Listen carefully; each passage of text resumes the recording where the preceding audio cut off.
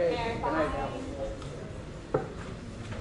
All right, so now we're back to paragraph 4, which sets forth the future dates and miscellaneous information, which brings us all the way up to high school graduation on June 16th, and I guess the last day of school also on June 16th, and our final board meeting of the year on June 26th. Routine board business, we need a motion to approve the minutes of the April 24th, 2017 regular board meeting and the May 3rd, 2017 special board meeting.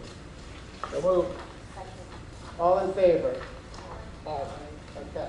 Next, we're moving on to paragraph 5.02, unfinished business, the outdoor ad hoc committee, and that's I'm going to be giving that report.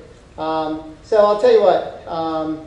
We have, at this point, we did versions 1 through 6 of a plan.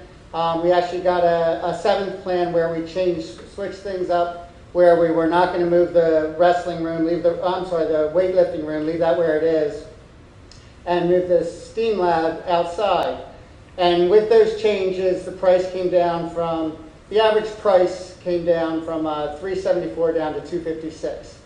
However, we're not satisfied with that, and we are looking at slowing the process down for a couple of months to get more input from a greater portion of the town. I guess our goal throughout this whole process has been to get it right. That's the most important thing, is to get it right. So we've been talking about this for 5 years. We reduced it to some architectural drawings, and then we said we wanted to get a steering committee. So we invited PTA presidents and representatives of various extracurricular activities, including sports, including band, and including I See the Mind, and so on. And we got a group of 25 people together, and that fine-tuned the plan. Our concern is that we may have surrounded ourselves and we're preaching to the choir. So we want to go out and get a little bit more input. So the other thoughts about this were, from a timing point of view, the construction, as we see it now, would take about a year. So if we did this in September and got approval, then we could line up contractors maybe by January, and then a year from January would be the following January. During that year, all sports would lose a season of home games behind the stadium. Some could play in Nice Park, and football, for example, might have to play all of their games away. We would also lose 4th of July fireworks, because the back area would be under construction, and we'd also lose graduation.